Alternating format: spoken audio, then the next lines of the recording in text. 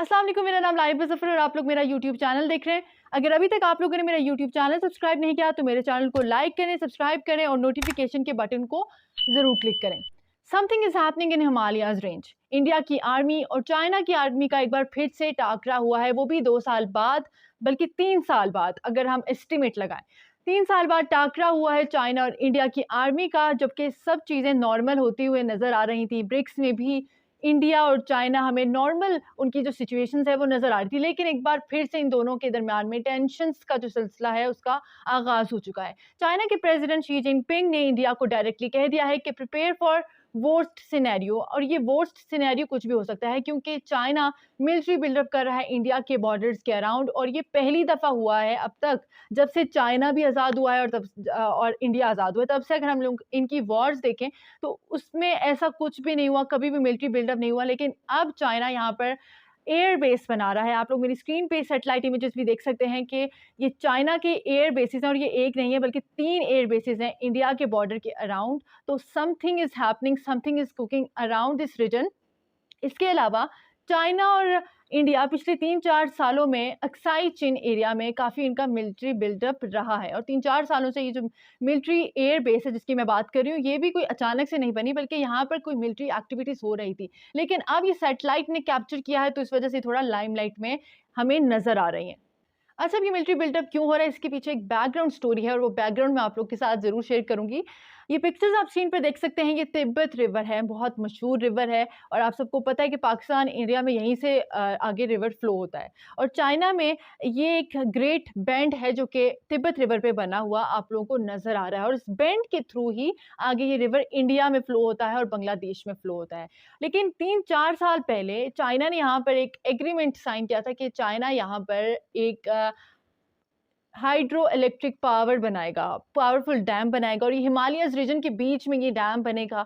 और अब इसकी कंस्ट्रक्शन जो है वो स्टार्ट हुई हुई है, और ये कहा जा रहा है कि विद इन 1 ईयर ये डैम तैयार हो जाएगा। बहुत ज़्यादा चैलेंजेस हैं यहाँ पर तिब्बत रिवर पे। अगर चाइना जो है वो वर्ल्ड, दुनिया का मतलब सबसे बड़ा हाइड्रो इलेक्ट्रिक पावर डैम बनाएगा, तो बहुत ज़्यादा चैलेंजेस हैं। पहला चैलेंज ये है कि जहाँ पर ये डैम बनेगा हिमालयाज़ रीजन में, उस रीजन के नीचे टेक्टोनिक प्लेट्स हैं, और ये हमेशा से एपिसेंटर रहा है अर्थक्वेक का। यहाँ पर तकरीबन पिछले कई सालों से, कई हज़ार सालों से अगर देखें तो 4000 दफ़ा यहाँ पर अर्थक्वेक आ चुका है, और काफ़ी रेक्टर स्केल का, मतलब हाई स्केल का अर्थक्वेक जो है वो रिकॉर्ड हो चुका है। तो यहाँ पर अगर डैम बना दिया जाए तो इसके बहुत ज़्यादा कॉन्सिक्वेंसेस देखने पड़ेंगे, क्योंकि ये ज़मीन इस बहुत ज़्यादा सेंसिटिव है अर्थक्वेक्स को लेकर। और दूसरा चैलेंज इंडिया है।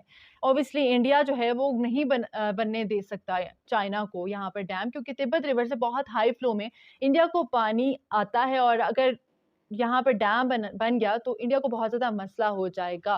तो इंडिया ने भी कोर्ट ऑफ आर्बिट्रेटर वहाँ पर चैलेंज कर दिया है इस डैम को। तो एक मेन वजह ये है, यहाँ पे मिलिट्री बिल्डअप हो रहा है और चाइना और इंडिया के बीच में टेंशन्स हो रही है। लेकिन इंडिया एक बहुत हिपोक्रेट मुल्क है। यहाँ पर अगर उससे एक चीज़ बर्दाश्त नहीं हो रही कि तिब्बत रिवर पे चाइना जो है डैम बना रहा है। लेकिन अगर मैं पाकिस्तान की बात करूँ तो पाकिस्तान के 2 डैम्स हैं जहाँ पर इंडिया पाकिस्तान की 2 रिवर्स हैं जहाँ पे इंडिया जो है वो अपने डैम्स बना रहा है। फॉर एग्ज़ाम्पल रटल डैम बना रहा है चनाब रिवर पे पाकिस्तान की, और इसके अलावा किशन गंगा डैम बना रहा है रावी रिवर पे, जो कि बहुत ज़्यादा मेन रिवर्स हैं पाकिस्तान के। और पाकिस्तान ने भी कोर्ट ऑफ आर्बिट्रेटर में 2016 से ये केस किया हुआ है, और उसके बाद कोर्ट ऑफ आर्बिट्रेटर ने पाकिस्तान के हक में फैसला दे दिया और इंडिया को कहा है कि यहाँ पर डैम नहीं बन सकता, क्योंकि पाकिस्तान के वाटर जो बाउंड्री वाटर्स हैं उसके खिलाफ है। और ऑब्वियसली पाकिस्तान के रिवर हैं, पाकिस्तान का वाटर, और यहाँ पर अगर आप डैम बना दोगे तो पाकिस्तान में तो पानी नहीं आएगा। पहले ही पाकिस्तान में पानी का बहुत ज़्यादा मेजर क्राइसिस है। लेकिन इंडिया के तो कानों पे जूं तक नहीं देंगे, और उसको कुछ भी फ़र्क नहीं पड़ता चाहे कोई कोर्ट उनके खिलाफ फैसला दे दे। और इसी तरह सेम केस फॉर चाइना है। चाइना के अगेंस्ट उन्होंने ये केस कर दिया, और अगर चाइना को उन्होंने कह दिया कि ये डैम हटा दें, फिर भी चाइना किसी की बात नहीं मानेगा, तो ऑब्वियसली इन ऑर्गेनाइजेशंस का कोई फ़ायदा नहीं है।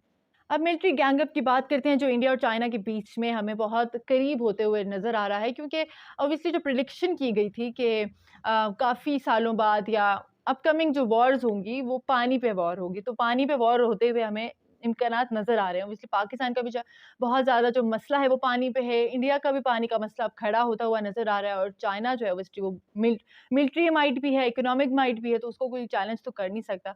तो ऑब्वियसली ये जो चाइना अब इंडिया के अराउंड अपनी 3 एयर बेसेस उसने बनाई हैं, तो ये डिफेंसिव बेस नहीं है, एयर बेस। ये ऑब्वियसली जो सैटेलाइट इमेजेस नज़र आए और जिस तादाद में हमें ये मिलिट्री बिल्डअप नज़र आ रहा है, तो ऐसा लग रहा है कि ये अटैकिंग अपॉर्चुनिटी क्रिएट करना चाह रहा है चाइना, जो कि गैल्वान वैली तिब्बत शिनजियांग में मौजूद है, और ये एयर बैटल होता हुआ हमें नज़र आ रहा है। सैटेलाइट इमेजेस आप देख सकते हैं कि इंडिया के बॉर्डर के बिल्कुल अराउंड में है, और चाइना को इससे कोई फ़र्क नहीं पड़ता, लेकिन ऑब्वियसली इंडिया के लिए टेंशन्स का बाइस ज़रूर बन रहा है कि चाइना जो है वो इंडिया के बॉर्डर के अराउंड ये मिलिट्री बिल्डअप क्रिएट कर रहा है, और इस टाइम इंडिया में भी बहुत ज़्यादा टेंशन्स नज़र आ रही है उनके डिफेंसिव प्रिपरेशन के तहत। चाइना और इंडिया के बीच में हमेशा अनोखी वॉर्स हुई हैं। अब चाइना अपना एयर बिल्डअप क्यों स्ट्रॉन्ग कर रहा है? 1962 में चाइना और इंडिया के दरमियान में पहली वॉर हुई थी, गैल्वान वैली में ही ये वॉर्स होती हैं, क्योंकि ऑब्वियसली बहुत ज़्यादा करीब है अगर आप बॉर्डर पे देखें।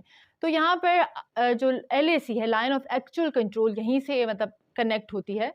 तो यहाँ पर एक रूल था कि मतलब आप सबको पता होगा, जिन लोगों ने 2017 में इस वॉर को फॉलो किया जो चाइना और इंडिया के दरमियान में हुई थी, उसमें यह है कि आप लोग दोनों कंट्रीज़ के बीच में एक एग्रीमेंट है कि आप लोग कोई मिलिट्री वेपन्स यूज़ नहीं कर सकते। तो बहुत हाथापाई होते हुए ये विजुअल्स आप लोग देख सकते हैं।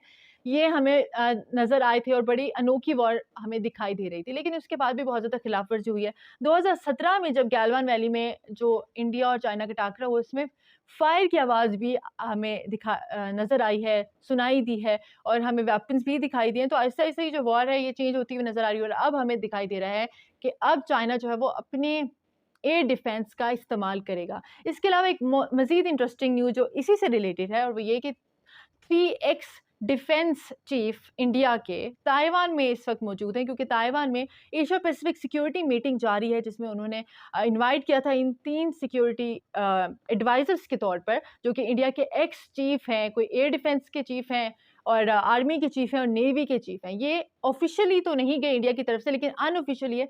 लेकिन ऑब्वियसली ये हमें इंडिकेटर नज़र आ रहे हैं कि इंडिया मोस्ट प्रोबेबली इंटरेस्टेड है ताइवान की पर्सपेक्टिव से लेके। ऑब्वियसली पूरी दुनिया पाकिस्तान समेत मेजॉरिटी जो चाइना के साथ ज़्यादा ट्रेड करते हैं वो ताइवान को वन चाइना पॉलिसी मानते हैं, लेकिन जो USA के पॉलिसी है वो ताइवान को इंडिपेंडेंट स्टेट मानते हैं। और अब इंडिया भी, हमें ज़ाहिर सी बात है, इंडिया और चाइना के दरमियान में जो ये कनेक्शन नज़र आ रहा है, ये राइवलरी का कनेक्शन है, और बीच में अब ये टाइपी में जो मौजूद ये 3 एक्स मिलिट्री चीफ्स हैं, तो ये भी बहुत ज़्यादा कंसर्न वाली बात है। और मैंने सोचा मैं इसी टॉपिक के रिगार्डिंग आप लोगों के साथ ये चीज़ शेयर करूं कि फ्यूचर में हमें एशिया पैसिफिक में बहुत ज़्यादा टेंशन्स नज़र आ रही हैं, और चाइना और इंडिया के बीच में भी टेंशन्स हमें नज़र आ रही हैं। अगर आप इसी तरह की इंटरेस्टिंग इन्फॉर्मेटिव वीडियोस देखना चाहते हैं तो मेरे चैनल को लाइक करें, सब्सक्राइब करें, और नोटिफिकेशन के बटन को ज़रूर क्लिक करें।